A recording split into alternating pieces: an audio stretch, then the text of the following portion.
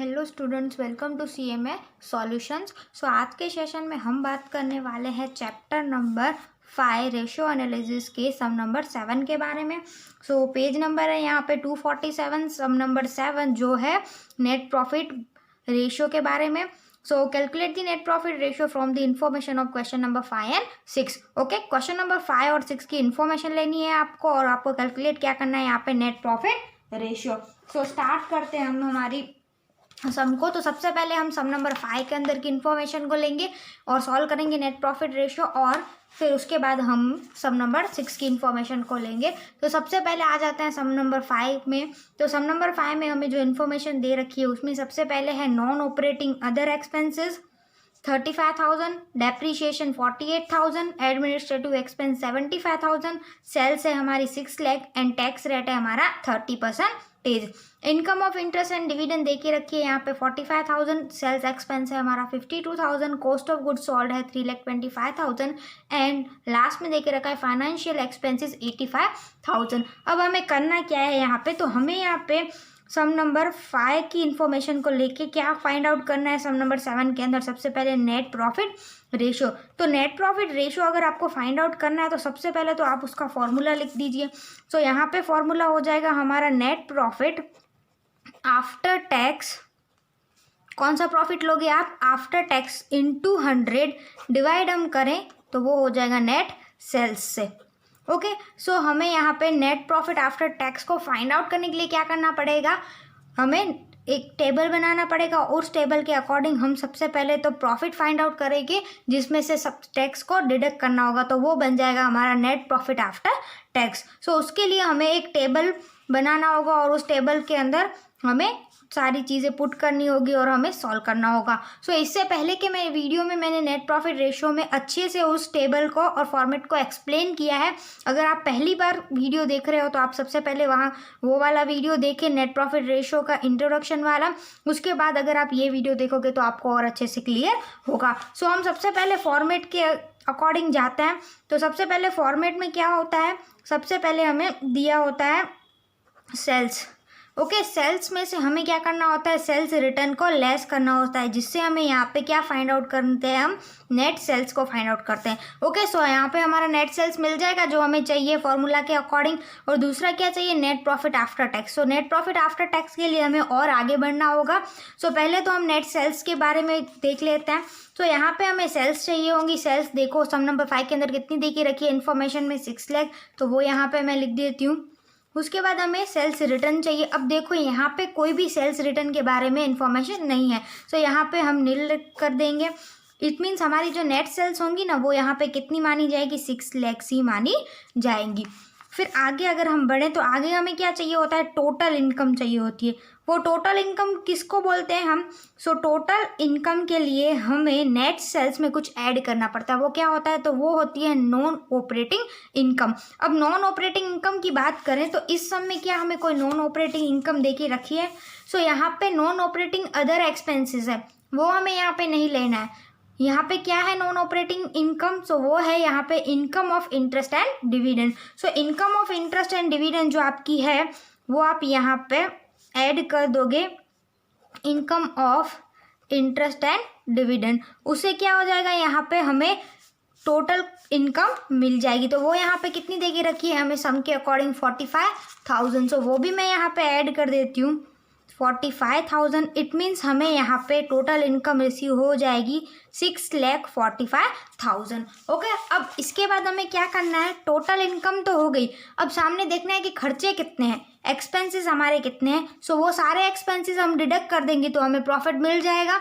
Okay, सो हमें यहाँ पे सारे एक्सपेंसेस डिडक्ट करने हैं। अब उन एक्सपेंसेस में क्या क्या आता है, तो पहले हम लिख देते हैं यहाँ पे, उसमें आता है कॉस्ट ऑफ गुड सोल्ड। क्या यहाँ पे सब में कॉस्ट ऑफ गुड सोल्ड देके रखा है, तो अगर हम यहाँ पे देखें तो हमारा कॉस्ट ऑफ गुड सोल्ड है 3,25,000। सो वो भी हम यहाँ पे लिख देते हैं, ब्रैकेट में डाल देते हैं जिससे पता चले हमें इसे डिडक्ट करना है। उसके बाद अगर हम बात करें तो एक्सपेंसेस के बारे में, अब यहाँ पे देके रखा है नॉन ऑपरेटिंग अदर एक्सपेंसेस। सो ये हम सारे के सारे खर्चे उनके हेड के अंदर डालेंगे। So non operating other expense किस में जाएगा, यहाँ पे अदर एक्सपेंसेस में जाएगा। उसके बाद अगर बात करें डेप्रीशिएशन की, तो डेप्रीशिएशन आपका जाएगा ऑपरेटिंग एक्सपेंसेस के अंदर। उसके बाद आ जाते हैं एडमिनिस्ट्रेटिव एक्सपेंस में, वो भी आपका जाएगा ऑपरेटिंग एक्सपेंस में। उसके बाद अगर हम बात करें सेल्स एक्सपेंस की, तो वो भी ऑपरेटिंग एक्सपेंस में काउंट होता है। सो यहाँ पे ऑपरेटिंग एक्सपेंस में अगर मैं देखूँ तो डेप्रीशिएशन, एडमिनिस्ट्रेटिव एक्सपेंस और सेल्स एक्सपेंस तीनों वहाँ पे हेड के अंदर चले जाएंगे। उसके बाद फाइनेंशियल एक्सपेंस दे के रखे हैं, सो वो भी हम एक्सपेंसेस में दिखाएंगे। तो सबसे पहले तो हम उनके हेड्स ही लिख देते हैं यहाँ पे। सो सबसे पहले मैं यहाँ पे लिखूंगी ऑपरेटिंग एक्सपेंसेस। ओके, उसमें 3 चीज़ें थी हमारे पास। और उसके बाद मैं लिख देती हूँ यहाँ पे फाइनेंशियल एक्सपेंसेस। फाइनेंशियल एक्सपेंसेस तो डायरेक्टली दे के रखा है हमको, और अदर एक्सपेंसेस। अब हेड के अंदर जो जो एक्सपेंसेस है वो डाल देते हैं। तो यहाँ पे नॉन ऑपरेटिंग अदर एक्सपेंस बोला गया था, वो हम अदर एक्सपेंस के अंदर शो करेंगे। सो यहाँ पे आ जाएगा non operating other expense. Okay, so वो यहाँ पे कितना दे के रखा है हमें 35,000। सो वो भी हम यहाँ पे लिख देते हैं 35,000। ये क्या करना होगा, हमें लेस करना होगा। उसके बाद हमें ऑपरेटिंग एक्सपेंस में आ जाते हैं, तो उसमें कौन से खर्चे आएंगे, डेप्रीशिएशन लिख लेते हैं हम यहाँ पे, डेप्रीशिएशन 48,000। उसके बाद बात करें हम एडमिनिस्ट्रेटिव एक्सपेंस की, सो वो है हमारा यहाँ पे 75,000, वो भी हमने यहाँ पे लिख दिया। उसके बाद आ जाएगा सेल्स एक्सपेंसेस, वो भी यहाँ पे पुट कर देते हैं। सेल्स एक्सपेंस हमें देके रखा है यहाँ पे 52,000, सो वो भी यहाँ पे लिख दिया। अब फाइनेंशियल एक्सपेंस डायरेक्ट पुट कर देते हैं, वो है हमारा 85,000, वो भी लिख देते हैं हम यहाँ पे 85,000। ओके, इन तीनों का टोटल हम यहाँ पे दिखा देते हैं 48,000, 75,000 एंड 52,000। तो टोटल ऑपरेटिंग एक्सपेंस हमारा कितना होता है वो हम यहाँ पे शो कर देते हैं।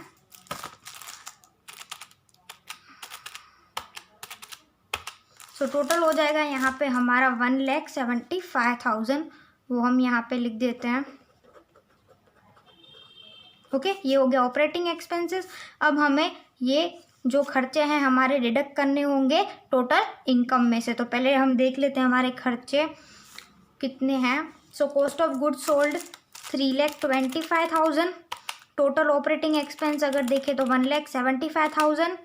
फिर फाइनेंशियल एक्सपेंस की बात करें तो 85,000।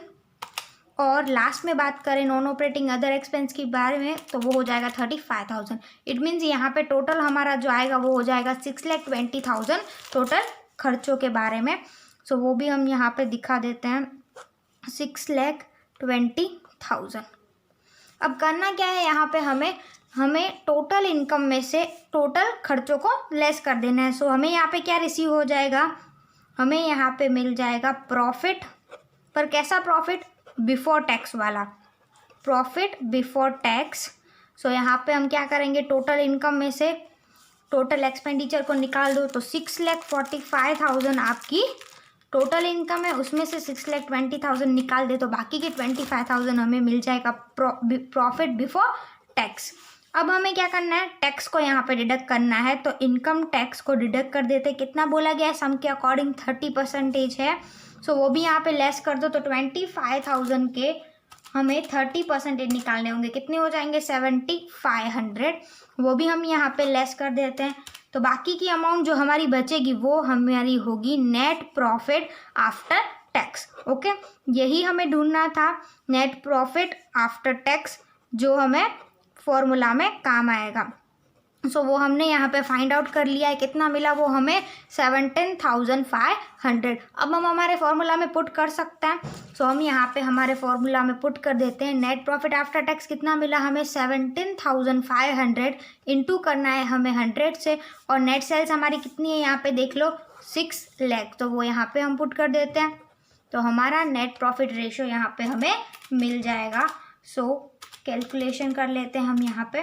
सो जो हमारा नेट प्रॉफिट रेशियो होगा यहाँ पे वो कितना हो जाएगा 2.91666। इट मीन्स यहाँ पे अगर राउंड फिगर की बात करें हम तो 2.92 हमारा यहाँ पे नेट प्रॉफिट रेशियो हमें मिलेगा। परसेंटेज में शो कर देते हैं। ओके, सो हमने यहाँ पे सम नंबर 5 को सॉल्व कर दिया है। मिलते हैं अगले वीडियो में सम नंबर 6 के साथ। सम नंबर 7 में सम नंबर 5 को इस पार्ट में मैंने दिखाया है, सम नंबर 6 को मैं दूसरे पार्ट में दिखाऊंगी। सो मिलते हैं अगले वीडियो में। Thank you so much for watching this video.